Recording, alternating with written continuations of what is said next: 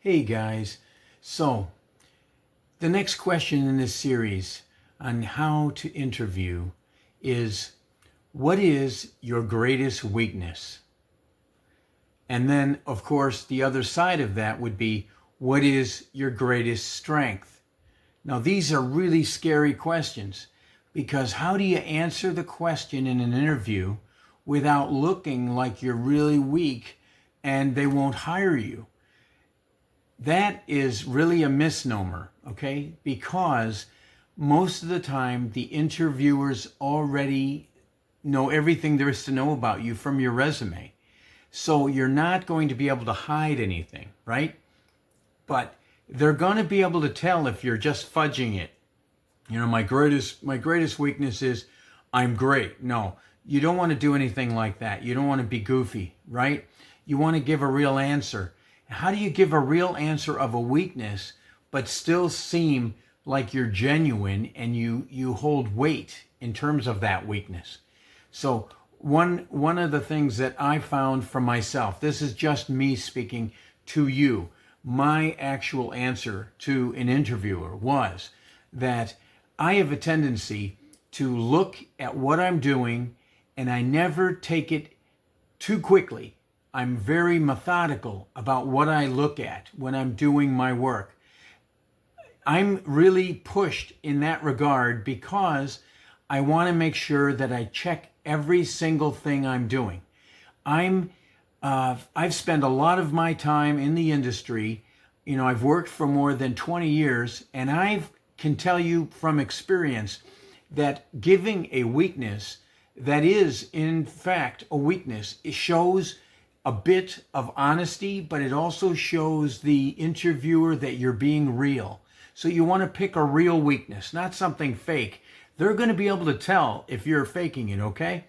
But one of the weaknesses I've given interviews in my own answers is that I am a methodical person. I try to go through every single piece of work that I'm going to accomplish for the company I'm working for.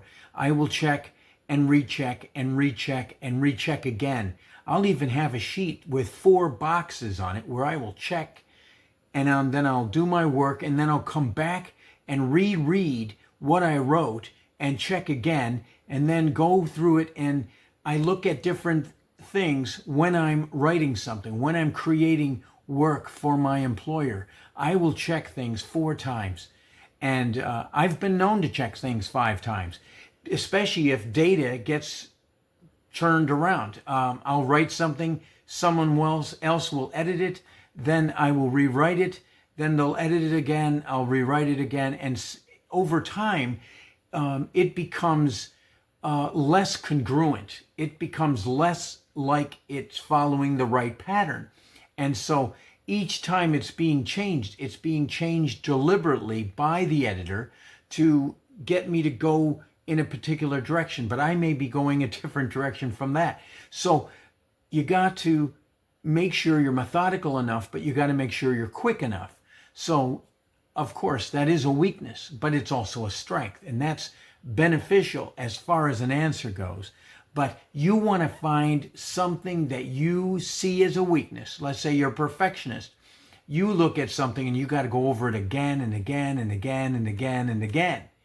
Well, there's got to be a limit to how many times you go over it. Maybe you could say, I used to be a perfectionist and I'm no longer really a perfectionist. What I do now is I do something more methodical, and I may go through it several times and then give reasons why you're going through it. So why would you go through it? You know, for instance, my answer was I went through it for verbiage. So to make sure that the verbs and the sentence structure is correct. Then I went for spelling. Then I went for the congruency, that each piece fit properly into the writing. And then I went for evidence. So each piece made sense. So that's both a weakness and a strength. But in many regards, there's a time crunch. So some people have, you know, they're on time. They're maybe before the time. So, you know, you're due to be at work at, let's say, 3 p.m. because you're on a second shift. Then you show up at 1 p.m., you know. There may be a reason for that. But if you're an hourly employee, the company's not going to want to see you there 2 hours early because they can't pay you.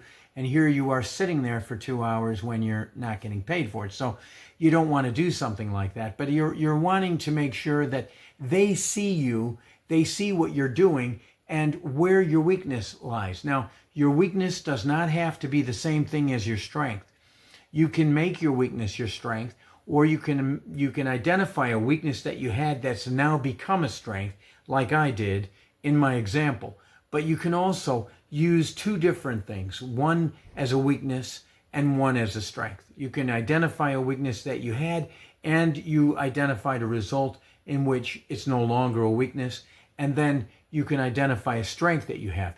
That you, for instance, one of my strengths, I love people. So I'm always interested in helping. I may volunteer for things sometimes. That you can over volunteer sometimes. You don't want to do that, of course. So you want to make sure that you're doing enough, but not necessarily over volunteering, especially if you're overworked and you've got too many tasks on your plate. So you want to make sure you got it all, properly processed, as you go along. So in the interview, you want to identify your greatest weakness and how you've been able to fix that weakness. Then the same person may say, okay, can you give us your greatest strength?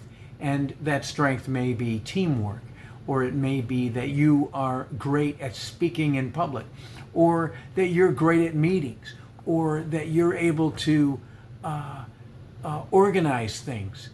Your greatest strength may be in leadership. So you want to identify real strengths, but you want to make sure that they are identified in your resume as well, because if they're not there, it's going to seem a little obvious to the interviewer that you're making this up as you go. So that's not good either. So you want to have a sentence possibly at the top of your resume, a summary statement identifying why you have certain strengths that they may want to hire you for. So you want to gear the resume to the job and make sure that you are genuine within it. So that's where I'm going with this. And those strengths and weaknesses can be coupled together. Sometimes they actually work hand in hand with each other. Sometimes a interviewer will say, listen, could you give me, just real quick, 20 or 30 seconds, what's your greatest weakness and what's your greatest strength? And you say, well, my greatest weakness is this, and I used to have this as a weakness, but I've curtailed it, using time management. I'm no longer racing around trying to catch my tail, but I've learned to schedule things so that everything fits and I'm ready for each day. And then you could say, well, my greatest strength is my time management skills. Now I've created a process all my own to, follow through, and I gear up for every day, and I make sure I'm ready for the next steps at the beginning of the day, in the middle of the day, and the end of the day. So I'm ready for those tasks. And, showing that ability and sharing it with the interviewer is very valuable information.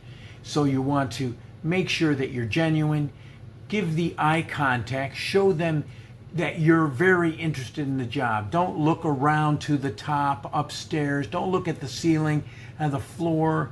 Look around the room or look out the window. They may put you facing the window, and there's all sorts of things and noise and things going on outside the window. Don't pay attention to those things. Look directly at the person and show your enthusiasm for the job and that you can't wait to start the job.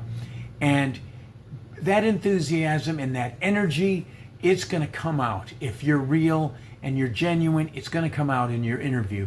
And so you want to just be prepared for that and be ready to have that answer. So you go through it, get a mirror and practice in the mirror, or if you have a buddy, then, your best friend or your roommate or whoever, and you practice going over these questions. What is your greatest weakness? What is your greatest strength?